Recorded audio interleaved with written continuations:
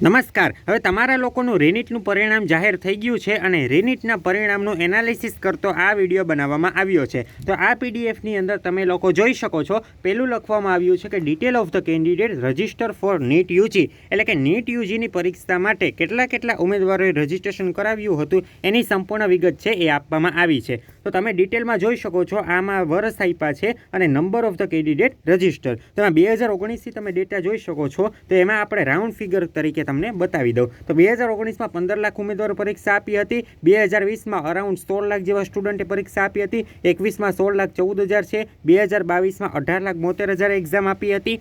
2023ની અંદર 20,87,000 લોકોએ એક્ઝામ આપી હતી। 2024ની અંદર 24 લાખ લોકોએ આપી હતી। 2025માં પાછા ઘટી ગયા, 22,76,000 ઉમેદવારોએ રજિસ્ટ્રેશન કરાવ્યું હતું અને 2026ની અંદર છે એ થોડોક વધારો થયો છે।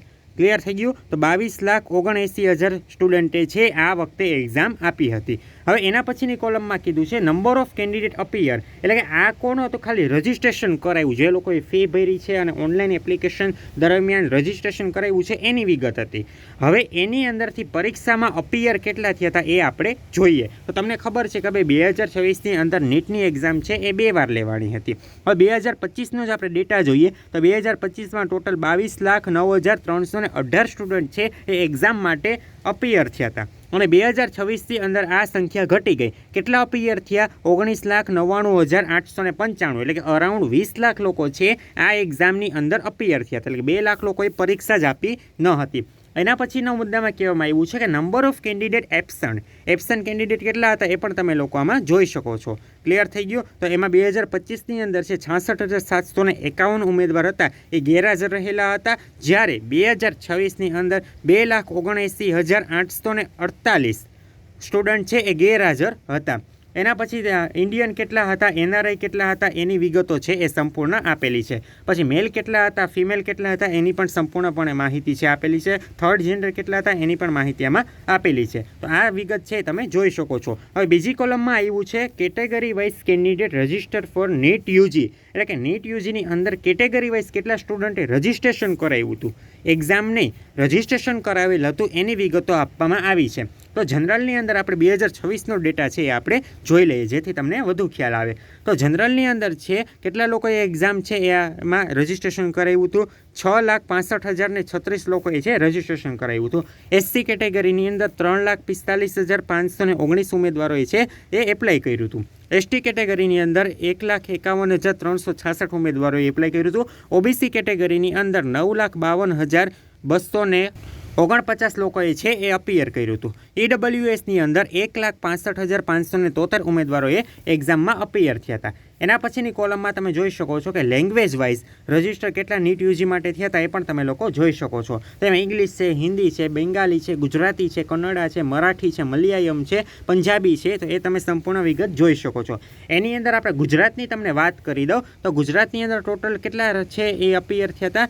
તો કે 49,647 લોકો છે એ કેવા રહ્યા હતા? તો કે રજિસ્ટર કરાવેલું હતું। ક્લિયર થઈ ગયું? હવે જેન્ડર વાઇઝ છે એ આખું ડિસ્ટ્રીબ્યુશન આપેલું છે। હવે category wise number of student register appear and qualify in 2025 અને 2026, એટલે કે કેટેગરી વાઇઝનો આ તમને ડેટા આપેલો છે કે 2025ની અંદર કેટેગરી વાઇઝ કેટલાએ રજિસ્ટ્રેશન કરાવ્યું હતું, કેટલા અપિયર થયા હતા અને કેટલા ક્વોલિફાઈ થયા હતા। તો એમાં તમે જોઈ શકો છો કેટેગરી, તો એની અંદર પહેલાં ઓબીસી તમે જોઈ શકો છો, તો એની અંદર ટોટલ છે એ કેટલા રજિસ્ટ્રેશન હતા? 9,48,507 રજિસ્ટ્રેશન 2025ની અંદર હતા। અપિયર કેટલા થયા હતા? 9,25,000 અને ક્વોલિફાઈ કેટલા થયા? તો કે 5,64,611। તો હવે આપણે અત્યારે લેટેસ્ટનો ડેટા જોવાનો હોય 2026નો, એમાં તમે જોઈ શકો છો કે 9,52,249 લોકોએ છે રજિસ્ટ્રેશન કરાવ્યું હતું અને અપિયર કેટલા થયા હતા? 8,43,032 ઉમેદવારો છે એ અપિયર થયા હતા અને ક્વોલિફાઈ કેટલા થયા? એમાંથી 5,12,014 એટલા ઉમેદવારો છે એ શું થયા હતા? તો કે ક્વોલિફાઈ થયા હતા। એસટી કેટેગરીની તમને વાત કરી દઉં તો એમાં રજિસ્ટ્રેશન કેટલાએ કરાવ્યું હતું? 3,45,519 સ્ટુડન્ટે રજિસ્ટ્રેશન કરાવ્યું હતું। એમાંથી અપિયર કેટલા થયા હતા? 3,04,115 સ્ટુડન્ટ છે એ અપિયર થયા હતા। તો ક્વોલિફાઈ કેટલા થયા? 1,59,296 લોકો છે એ ક્વોલિફાઈ થયા। એના પછી એસટી કેટેગરીની અંદર ટોટલ 1,51,366 ઉમેદવારોએ રજિસ્ટ્રેશન કરાવ્યું હતું। એની અંદરથી અપિયર કેટલા થયા હતા? 1,29,957, એટલે ક્વોલિફાઈ એમાંથી કેટલા થયા? 63,716। જનરલની વાત કરી દઉં તો જનરલમાં 6,65,036 ઉમેદવારોએ રજિસ્ટ્રેશન કરાવ્યું હતું. અપિયર કેટલા થયા હતા તો કે 5,69,098 સ્ટુડન્ટ છે એ કે અપિયર થયા હતા અને એમાંથી ક્વોલિફાય કેટલા થયા 2,91,133. EWSમાં તમે જોઈ શકો છો કે 1,65,573 ઉમેદવારોએ રજિસ્ટ્રેશન કરાવ્યું હતું. અપિયર કેટલા થયા હતા 1,53,693 અને ક્વોલિફાય કેટલા થયા 95,026. ક્લિયર થઈ ગયા આ વસ્તુ.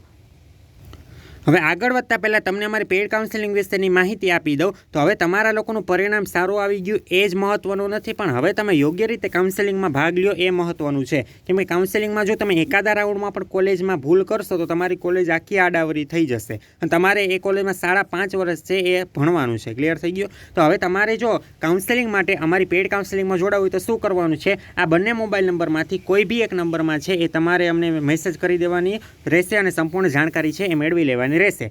અમારી સાથે પેઇડ કાઉન્સેલિંગમાં જોડાશો એટલે તમને સંપૂર્ણ એડમિશનનું માર્ગદર્શન મળશે. કઈ રીતે ચોઇસ ફિલિંગ કરવી, કયા રાઉન્ડ હોય, એના માટે શું નિયમો હોય, એ સંપૂર્ણ બાબત છે એ સાવ સરળ રીતે આપવામાં આવશે. એટલે જે લોકો જોડાવા માંગતા હોય બંને નંબરમાંથી કોઈ બી નંબરમાં મેસેજ કરીને સંપૂર્ણ જાણકારી મેળવીને અમારી સાથે જોડાઈ શકે છે.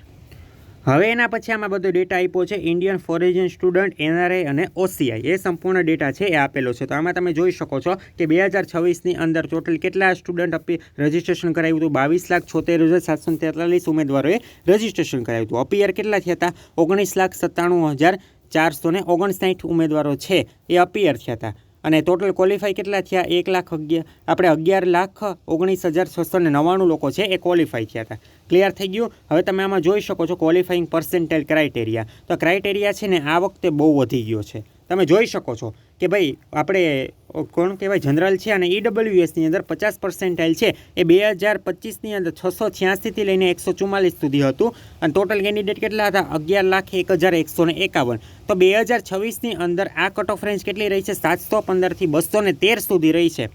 વિચાર કરો 213 સુધી છે ક્વોલિફાઈંગ સ્કોર છે, એના મતલબ 212 એવા હશે તો તમે લોકો છે MBBSની કાઉન્સેલિંગમાં ભાગ નહીં લઈ શકો. ટોટલ ઉમેદવારો કેટલા આવ્યા છે તો કે ભાઈ 9,96,935 ઉમેદવારો છે. OBC કેટેગરીમાં પણ તમે જોઈ શકો છો કે ભાઈ એનું ક્વોલિફાઈંગ કેટલું રહ્યું છે 212થી લઈને 177 રહ્યું છે. SC કેટેગરીમાં તમે જોઈ શકો છો 212થી 177 છે. ST કેટેગરીમાં પણ 212થી 177 છે. જ્યારે આપણે PWD કેટેગરીમાં પણ તમે લોકો આ રીતે જોઈ શકો છો. ક્લિયર થઈ ગયું. હવે આમાં છે ગુજરાતનો સંપૂર્ણ ડેટા આપેલો છે. તો એની અંદર સૌથી પહેલાં બધા રાજ્યોનો આખો ડેટા આપેલો છે. એમાં તમે ગુજરાત છે એનું જોઈ શકો છો. એ ખાસ જોવા જેવું આપણે છે. તો ગુજરાતની અંદર તમે જોઈ શકો છો કે ભાઈ ટોટલ 81,605 રજિસ્ટ્રેશન થયા હતા. એની અંદરથી અપિયર કેટલા થયા હતા 80,151 અપિયર થયા હતા અને 50,040 સ્ટુડન્ટ છે એ ક્વોલિફાય થયા હતા. જ્યારે આ વર્ષની સ્થિતિ શું છે 79,190 લોકોએ રજિસ્ટ્રેશન કરાવ્યું હતું. એમાંથી અપિયર કેટલા થયા હતા 68,833 અને એમાંથી ક્વોલિફાય કેટલા થયા 38,146 લોકો છે એ ક્વોલિફાય થયા. ક્લિયર થઈ ગયું. તો આ વિગત તમે જોઈ શકો છો. હવે કયા માર્ક ઉપર કયો રેન્ક આવ્યો છે એ હું તમને બતાવી દઉં. આ રેન્ક કમ્પેરિઝન છે એ તમે લોકો જોઈ શકો છો. હવે એમાં નીટ માર્ક્સ આપવામાં આવ્યા છે AR 2026, 2025 અને ડિફરન્સ કેટલો છે. તો જે વ્યક્તિને 535 માર્ક્સ હતા તો એનો 2026ની અંદર 50,000 ઓલ ઇન્ડિયા રેન્ક છે અને 2025માં જેને 535 હતા એને કેટલો હતો 20,000, એટલે 30,000નો ડિફરન્સ આવ્યો છે. એટલે આની ઉપરથી તમે લોકો એ તો અંદાજો આરામથી લગાડી શકો કે આમાં તમારું જે કટ ઓફ છે એ કેવું થયું છે. તમારા લોકોનું વધશે, મેરિટ છે તમારા લોકોનું વધશે. જો 493 જેને માર્ક્સ હતા એને 2026ની અંદર 1,00,000 ઓલ ઇન્ડિયા રેન્ક છે, જ્યારે 2025ની અંદર 60,000 એટલે 40,000નો ડિફરન્સ હતો.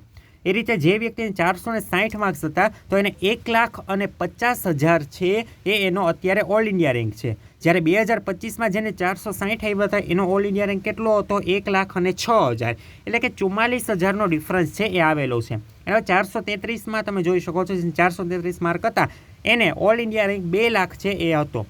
જ્યારે આ છે અત્યારે 2026ની અંદર, જ્યારે 2025ની અંદર કેટલો હતો તો કે 1,50,000 હતો, એટલે 50,000નો ડિફરન્સ આવ્યો છે. એ રીતે તમે આ સંપૂર્ણ એનાલિસિસ છે એ તમે લોકો જોઈ શકો છો.